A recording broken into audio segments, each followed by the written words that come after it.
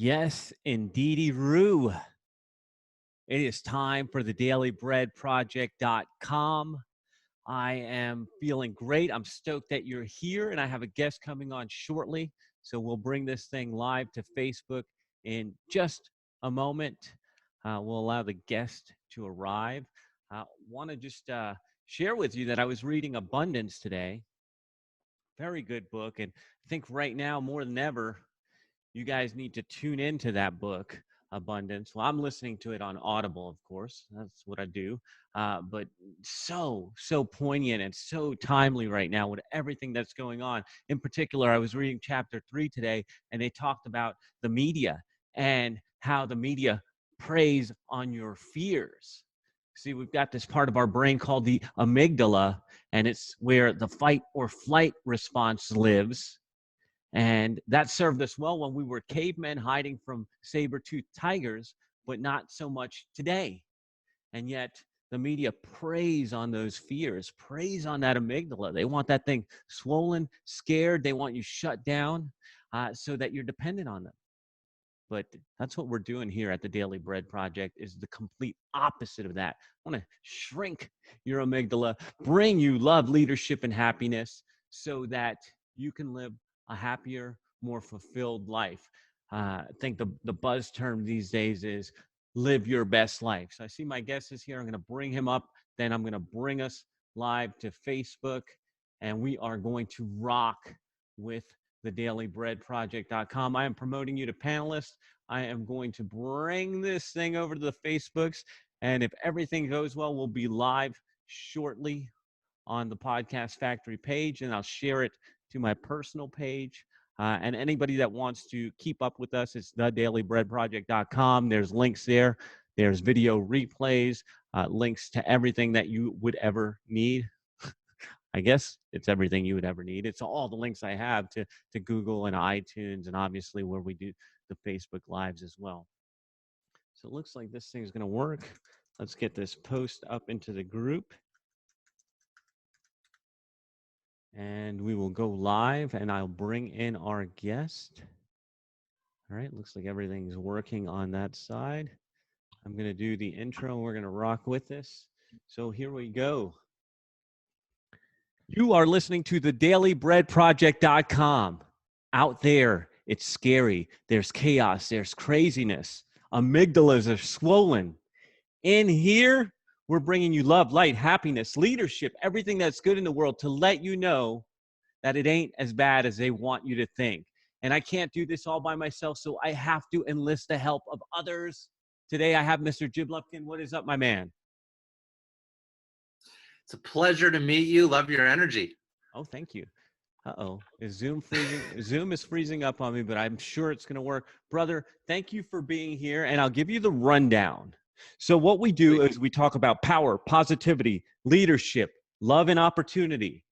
And then we end off on my favorite question, which I'll leave as a surprise for you. So let's do this, man. Let's jump into this. What is your source of power? Ooh, great question. What is my source of power? I think the source of power is having that thirst to wanna make a difference. Ever since that I can remember, I'm 42 years old, so ever since I was small, I always been about how do I make a difference in the world. And as rosy as that may sound sometimes, and sometimes people just get too focused on how much money do I need to make, or how do I climb my career. My source of power has always been how do I make a difference in the world, and everything I did, and that's my drive.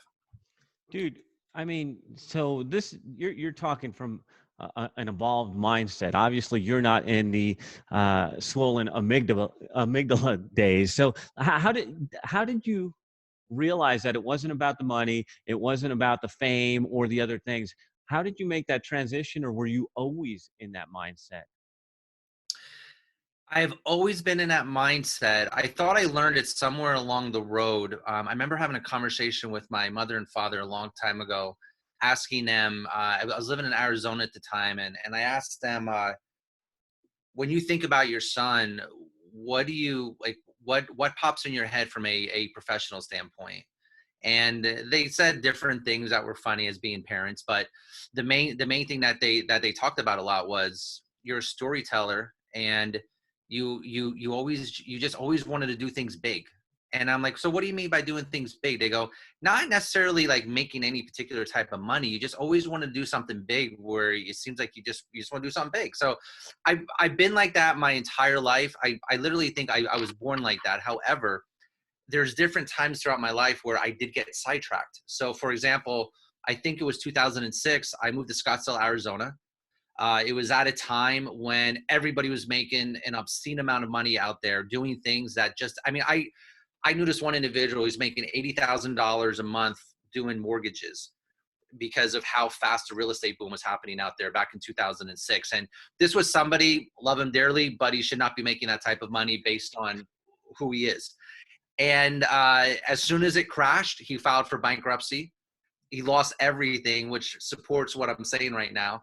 And I got caught up in that for a moment. I did. I had a few cars. I was getting different properties. I was getting sucked up into it. Shortly after that, I end up going to India, where I lived for 3 months. And I remember the first thing I seen on the first day of work, I owned a software company back then. And I remember driving down the road and I saw this little girl. She had to be 4 or 5 years old. And she was standing next to a dumpster and she was looking for food.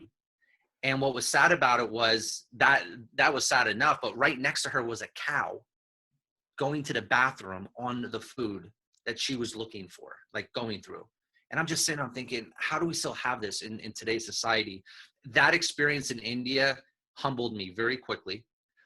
Throughout my life, I've learned things that help me make sense of what we're talking about. So for example, I had a deep affiliation with the gentleman that created Six Sigma, which is world renowned in the world. 87 of the Fortune 100 companies use it. Almost 70% of the Fortune 500 companies use it. It's changed the world of business. I became friends with the gentleman that created it because he lived in Arizona. And he taught me that it's Six Sigma is based on core values, and understanding your core values and then drawing them back into how you identify with your life. And if you live your life through your, and this has all happened in the last 11, 12 years of being able to actually document it, not just living it, but actually understanding the science behind it. The last maybe 12 years or so, it went from just living it and not even sure really how to talk about it to finally understanding what we're talking about now in a Six Sigma way. And it is, you identify your core values, which I have my top 5. Then What are they? What are they? my top 5 core values. Yeah. Now, here's something interesting with core values, though. They can change throughout life depending on, you get children, you get a dog, it can actually change your core value. But my core values today are this. And every way. And by the way, when you're identifying your core values, just because you say a word, it may have a different meaning to you than it does to somebody else. So my one core value is truth. So truth to me is I have to do what's right no matter what. So, because you talked about money for a moment, I've turned down deals that were 7 figures, like just over $1 million contracts that I turned down because it went against truth. And people would think I'm crazy for doing that. Actually, the first time I did something like that was maybe about 9 years ago. And I turned it down because it went against my truth, which is you got to do what's right no matter what, whether you gain from it or not gain from it. You do it because it is the right thing to do, not because people are watching. That's something that's one of my values. Number 2 is inspire. I like to inspire people to be their best. I like to inspire my children to do what drives them, but I like to be inspired by other people too. That's why I'll follow like Elon Musk and get inspired with Tesla. The third one's imagine. I like to help people think that the impossible is actually possible, but then I want people to help me do the same with my own self. That's why, I'll listen to maybe like a Tony Robbins podcast and he'll make me think of something that I thought maybe wasn't possible. So that's 3 right there. Another one is enlighten. Enlighten for me is I need to understand things at like that 40,000 foot level before I'm willing to go to work and get in the trenches and do it. I just can't get in the trenches and do something blindly unless I understand the whole pie of like, why am I fighting for it? And then the fifth one is glow. This one I do a little too extreme at times, which probably hurts me to a degree, but at my age, I kind of been able to learn from my mistakes.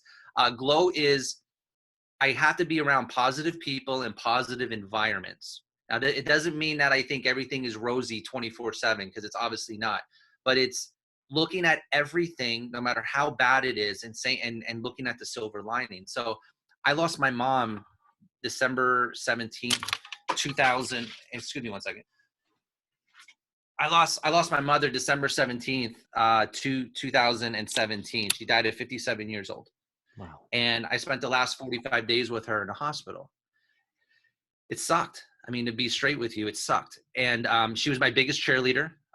She was with me when life was dealing me hard blows as an entrepreneur. She was the first one that said, "Keep going, Jim." She was my first investor at 18 years old. Gave me $500 out of a cookie jar when we were on welfare. So I mean, $500 to her was a lot of money. But so she was it for me. So when she passed, I went into this dark space. And when I say dark space, what I mean is I didn't want to do business anymore. I just wanted to sit on the couch. And I couldn't go by a day without crying. I mean, every day, the simplest things I would cry over. I would see a billboard, I would start crying. Why? Because it was a trigger of some experience that we had in the past. And so that went on for a while. And I got pulled into it, which could be maybe one of the darkest things to get pulled into when you lose somebody that close to you. Usually, I only stay in that negative darkness space for like 30 minutes, and I get myself out. In this position, it ended up going 9 months, I think, Wow. because she was everything to me. And finally, after like 9 months, give or take, I started to look at the silver lining, which is not easy to do. I mean, if you think about it, like the silver lining of losing your mom. And I'm like, all right, I got to start looking at the good in this, because if I keep looking at the bad, I'm basically done the rest of my life. I have children. I got to be an inspiration to them. And so I started looking at the goodness that can come from this. And that's an example of, I don't care how crappy your life is. The fact that you're awake today is precious.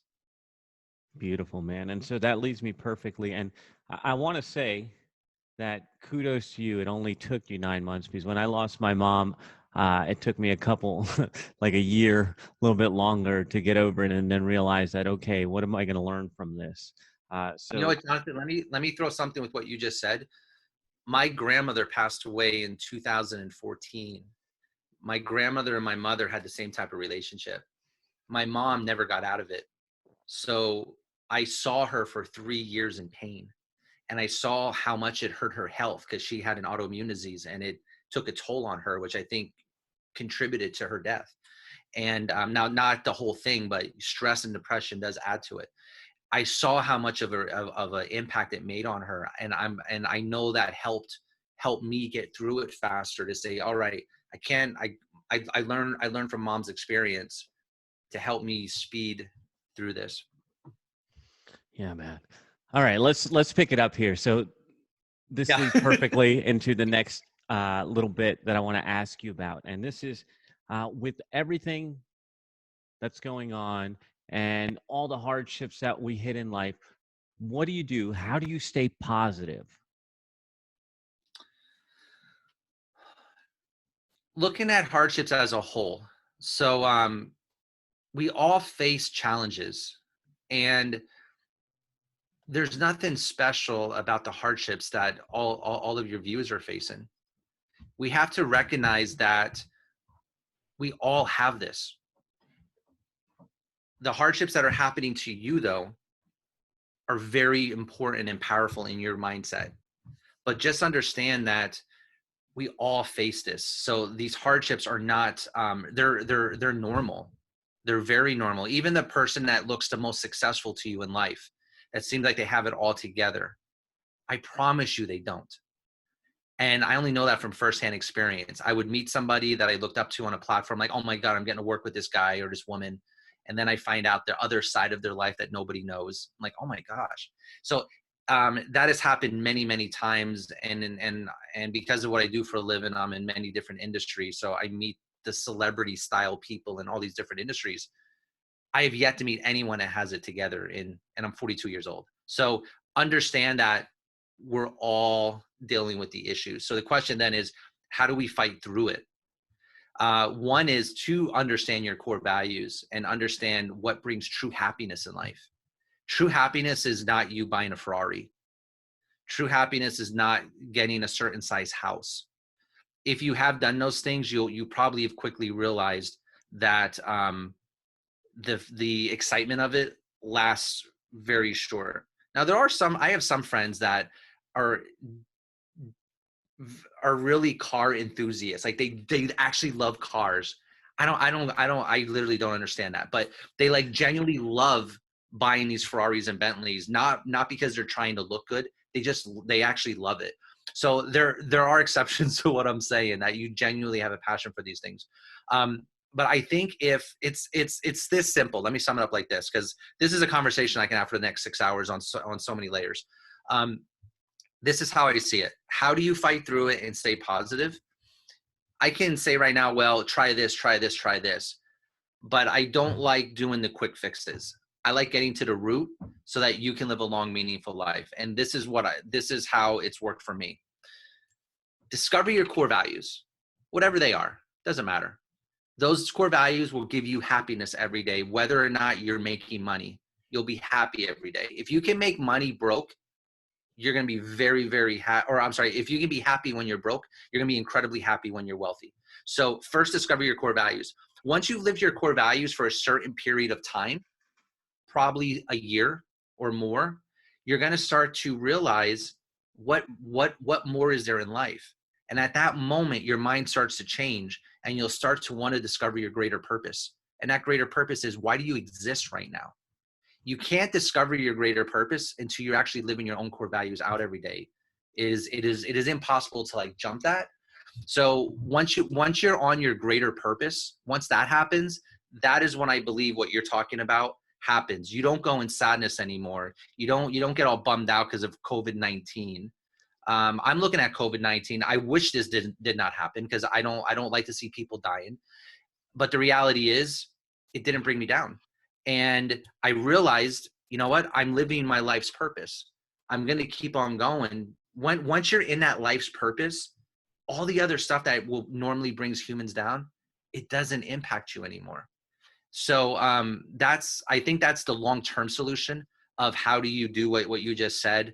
I don't like to get into the short-term solutions, because, as you know, they don't last very long, and then you're off paying $1,000 for another course on how to do the next one. Dude, that is money. And I hope that everybody, like, you guys need to rewind and listen to this, because I never put it into words, but what you just described, I realized, oh, yeah, that makes sense, because you're looking at the bigger picture. So these little dips in the road don't even mean anything, because you're going after that purpose. Or like the alchemist, you're on your personal legend. There's a bigger picture. There's something else going on, and that pulls you or propels you through all the hard times. And that was beautiful, man. That was really something special. Thank you for that. All right, let's go into leadership. Everything's crazy. Okay. Things are changing. People are stuck home. People are out of work. Has your leadership changed? If so, how? I don't think it has changed. My leadership, from as long as I can remember, I'll say 18 years old, because before that I was probably just stuck in being a kid. From 18 years old up into the passing of my mother, my leadership was the same, which was this: leaders demonstrate what's possible. That's a leader. If you want to be a leader, stand up, go to work. And that is how you inspire other people, by showing what is possible, not by talking. Like, for example, I meet certain trainers out there, mentors, coaches, whatever word people are using these days. And I start looking at what they've done, and they haven't done anything that they're teaching. And I sit there and think, how can you possibly teach people how to be successful doing this? You haven't actually done it yourself. That's not leadership to me.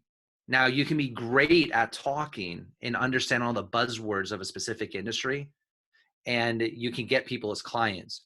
But if that's not leadership, true leadership is you're doing what you're doing, you're exemplifying what's actually possible within your niche. You do that, everybody's going to want to work with you, because you can jump onto any podcast, since we're doing this, any podcast without even preparation, and just talk, and people will leave with value. Why? Because you're not trying to craft your words in a special way. You're just talking existence. You're just sharing experiences. And if the experiences move somebody, cool. If not, cool. But you're just talking yourself. That is leadership. Now, when my mother passed, I thought I knew how to build relationships my entire career, because relationships is a big thing in my life. I thought I knew how to do relationships, but when she passed, that was one of my silver linings.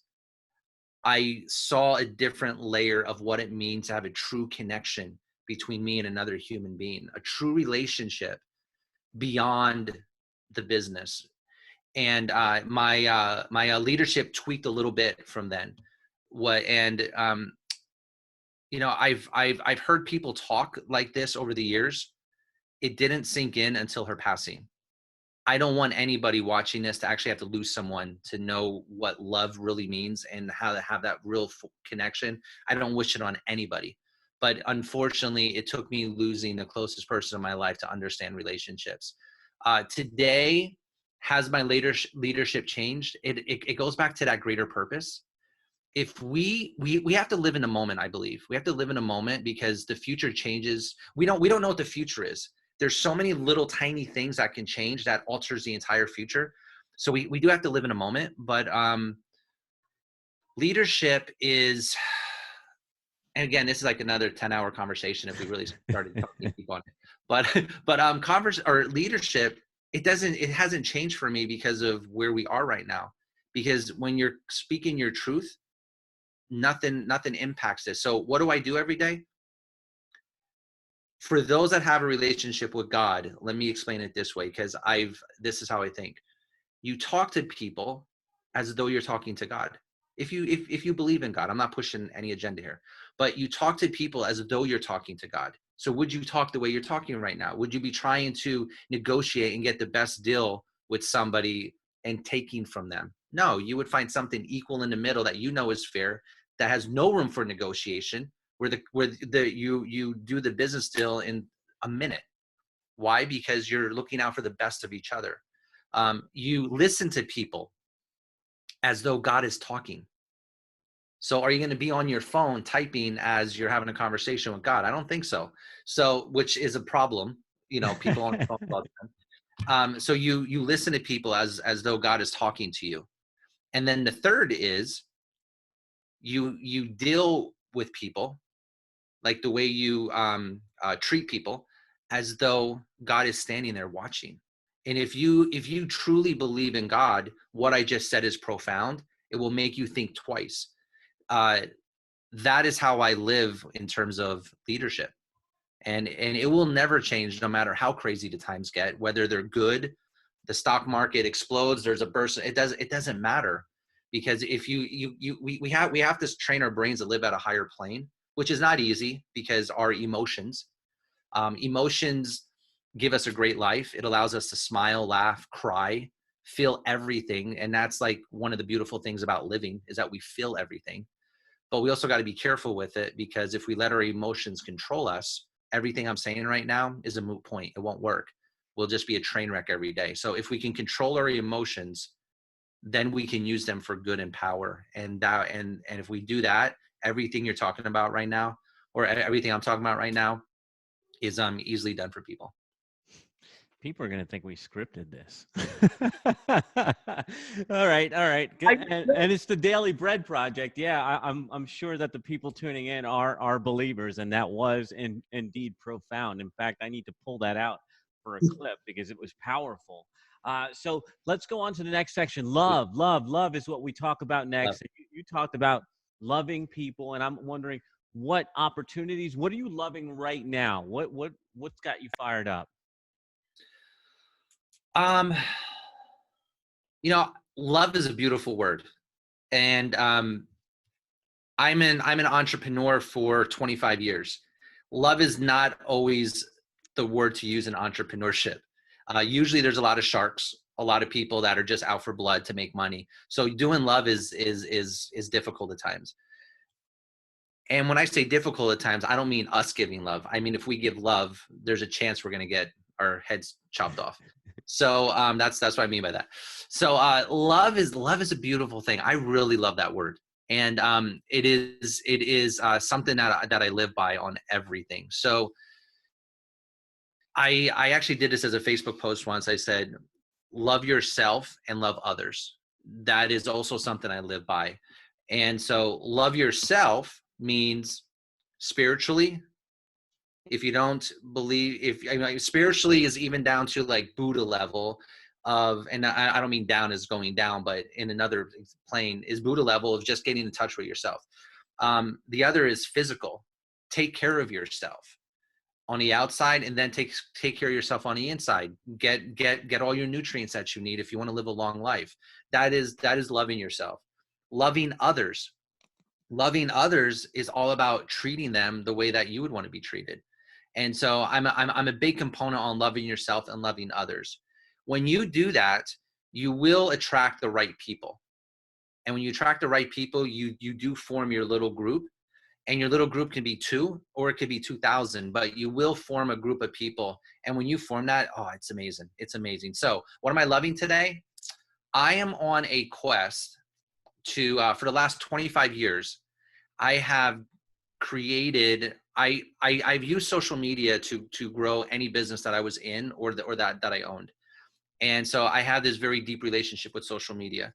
And I developed this system to allow you to never run out of people to talk to for your business using social media.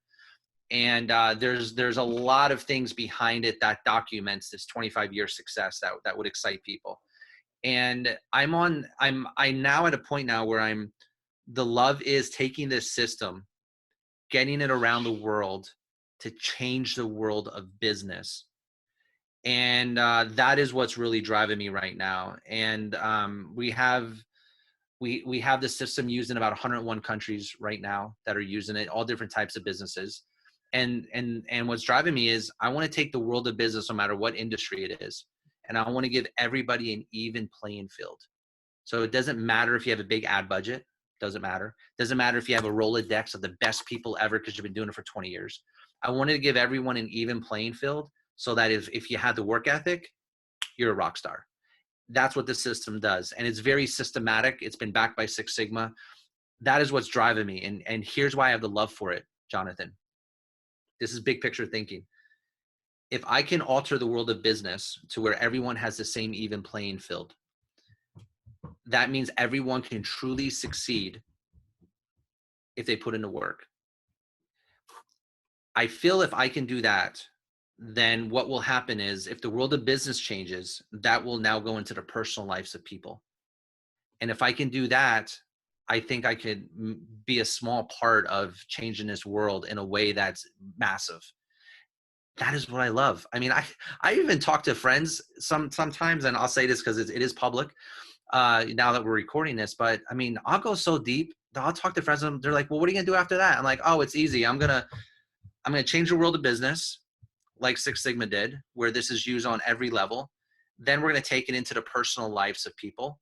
And then at that point, I'll probably run for president of the United States. That's what I tell people. They're like, why would you do that? I'm like, because I don't want my kids growing up in the world that I grew up in. And people say, well, our world's gotten better and better and better.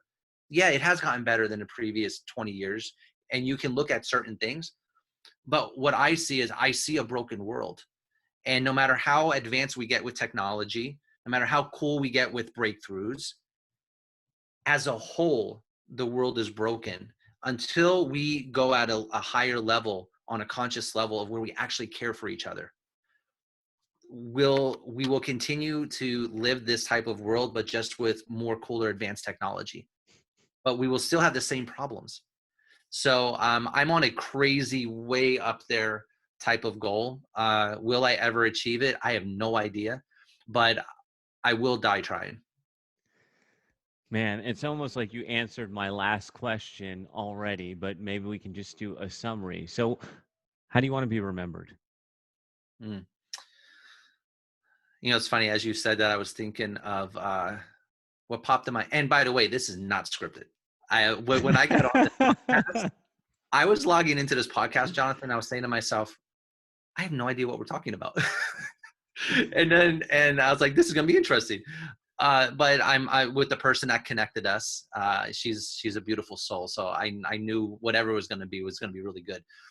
But when you said that, what popped in my head was when I watched the movie Troy with Brad Pitt, and I think it was at the end of the movie, and this might be a manly thing, but where he said something like, "I lived at the time of," and it was all these names of Achilles, of this, and people will say that I lived at the time of Achilles, and that's not an egotistical thing for me.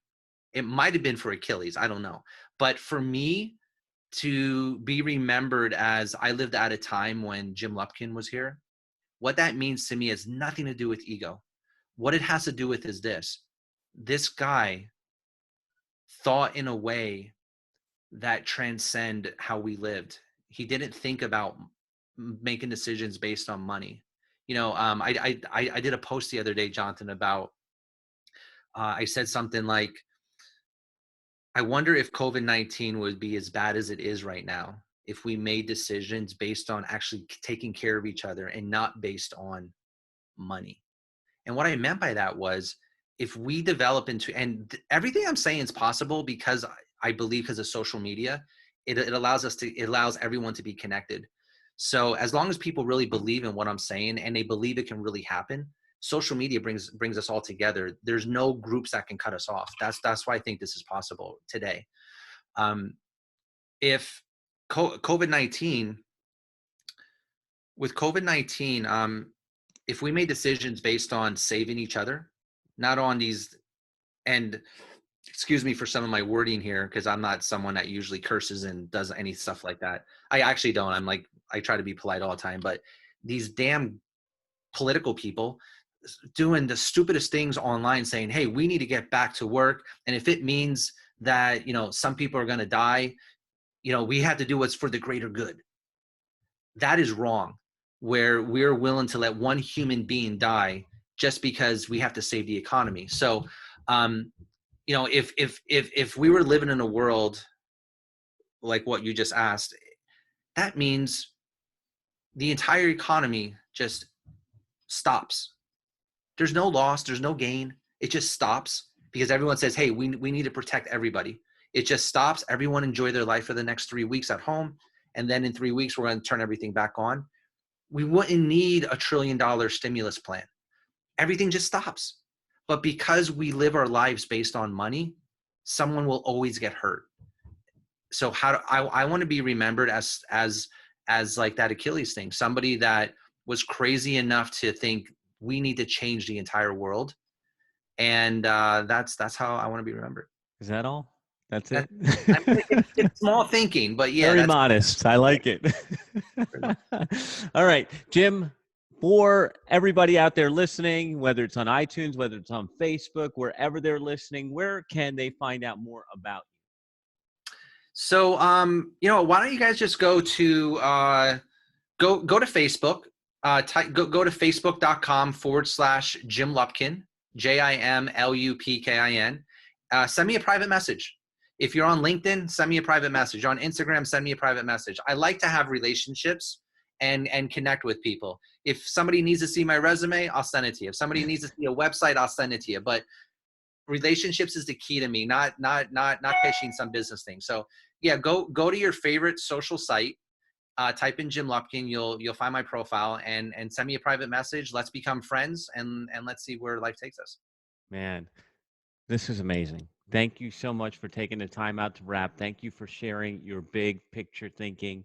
Man, thanks a trillion. I totally enjoyed this. So, this has been the dailybreadproject.com, and we brought you more positivity than you could shake a stick at today. Thank you, Mr. Jim Lupkin. Look him up in any social media site. And thank you guys for tuning in. We'll be back in your earbuds tomorrow.